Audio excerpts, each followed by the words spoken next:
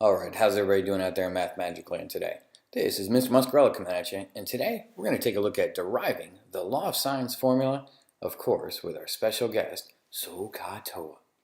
Now, SOHCAHTOA, let's just kind of refresh that really quickly. SOHCAHTOA has to deal with right triangles and right triangle trigonometry. So just kind of really briefly, we're going to draw a right triangle, and I'm going to put an A right here.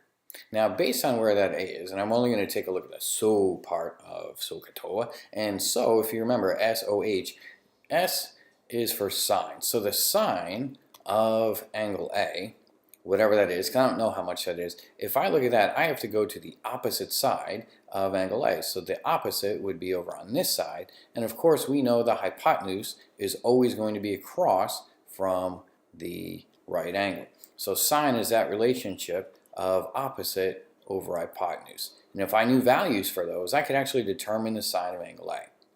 Now let's take a look at one other thing about triangles. How many parts are there in triangles?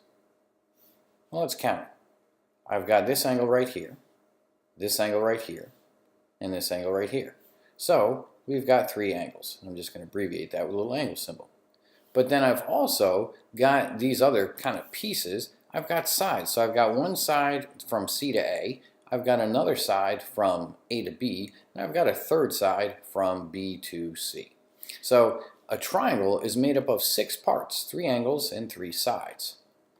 Now if I'm dealing with a right triangle, I can solve a right triangle by using right triangle trigonometry and SOHCAHTOA, along with the Pythagorean theorem. But what do we do if we have a non-right triangle? Well, that's where the law of sines comes in.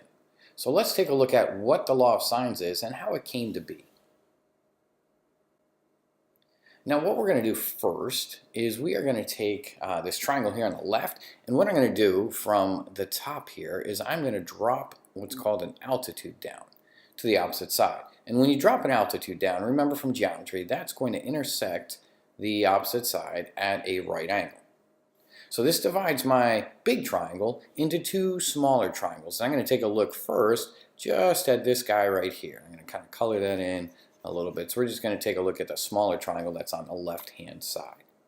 Now if I take a look at that smaller triangle right there, one of the angles I'm going to take a look at here is going to be angle A.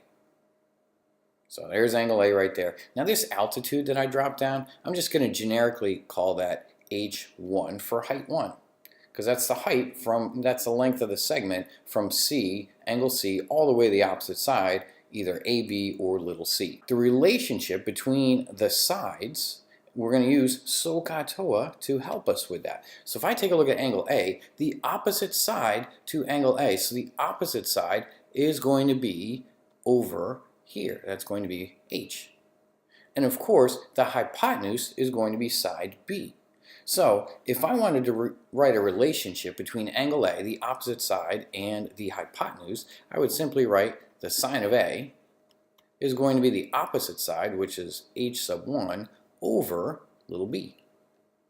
And that would give me the trig relationship between those 2 sides to find the measure of angle A. Now I'm going to solve this for H sub 1. So if I multiply both sides by b, I'll have b sine A, and that's going to give me H sub 1. Alright, cool, so now we know what H sub 1 is, but we still don't have any numbers yet. We're not going to work with any numbers. Now I'm going to do the same kind of idea, but this time I'm going to take a look at angle B. So angle B is right here. Now the opposite side to angle B is also H sub 1, but my hypotenuse this time is A.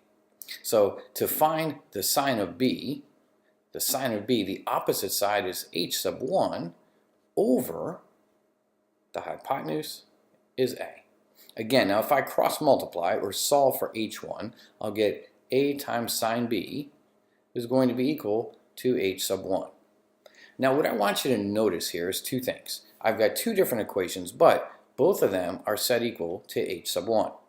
So then that means what I can do is simply set both of those equations equal to one another. Now if I set both of them equal to one another, what I want to do next is kind of get all the letters that are the same on the same side. So on the left side I have b sine of A. Now what I'm going to do is actually I want the a's on the left hand side, so I'm going to divide both sides by little a. That way a and sine a are on the same side. So both sides get divided by a, and similarly, I'm going to divide both sides by b, because in that way I'll get b and sine b on the same side. Now when we do that, notice what happens. You know, this b and this b cancel out, and this a cancel out. When that happens, what I'm simply left with is just the following proportion. Sine a over a equals sine b over b. All right, so that's the first part of proving our law of sines piece. Now we're going to do the same thing again on the other side, using the other triangle. So on the other triangle, what we're going to do is a little bit slightly different here. We're going to start over here at angle B and draw our height to the opposite side. So I'm going to try the best I can, draw a height, and our height is going to be an altitude. And again, an altitude is going to intersect the other side at a right angle. Now if I take a look at this, and I'm going to look at angle A first, so A is right here. Now the opposite side to the right triangle, so the right triangle that I'm working with is just going to be this smaller guy right here. So this guy right in here, that's going to be the triangle that we're looking at, the right triangle we're looking at. So my opposite side there, so let me go ahead and maybe change that just so you can see that a little better. So the opposite side is going to be that leg right there. And again, we're going to call that, instead of h sub 1, we're going to call that h sub 2. Now angle A, the sine of angle A, so again, we're just going to use sine here. So we're going to have the sine of angle A is going to be the opposite side is h sub 2, and then the hypotenuse, of course, is little c. And just like we did before, we're going to solve that for the height, or the altitude, and so I'm going to have c sine of A is going to be equal to h sub 2. Now similarly, I'm going to take a look at the other triangle, the one that's not shaded in, and this one involves angle C. So right up here is angle C. Now the side opposite angle C is, of course, h sub 2. So, and then the hypotenuse, so the right angle is down here, kind of by this little b over here, but the hypotenuse then is going to be little a. So when I write this proportion for sine, when I write this equation for sine, the sine of angle C, so the sine of C, is going to be equal to the opposite, again, is h sub 2, and that's all over little a. Solving for h sub 2 again, I'll get a sine of c is going to be equal to h sub 2. And again, notice, both of these are set equal to h sub 2, which means I can therefore set them equal to one another. So c sine of a is going to be equal to a sine of c. Because remember, that's a transitive property of equality. So I set those two pieces equal to each other. Oops, that's a c right there, not an a. So let's fix that. That should be a c. And then what we're going to do is very similar to what we did last time. I want to get all the a's on one side and all the c's on the other. So I'm going to divide the right side by an a, and the left side by an a, little a. And then similarly, I'm going to draw or divide both sides by a c. Now when we do that, of course, you can kind of see what cancels out there. So the c's are gone, and then the a's are gone on the right hand side, and then that's going to leave us with our last proportion here, and that proportion is sine of a over a equals sine of c over c. Now notice what's the same on the left hand side and the right hand side. They are both set equal to the same thing, and one of those fractions is sine of a over a. So then that means I can go ahead and write the following statement for my law of sines.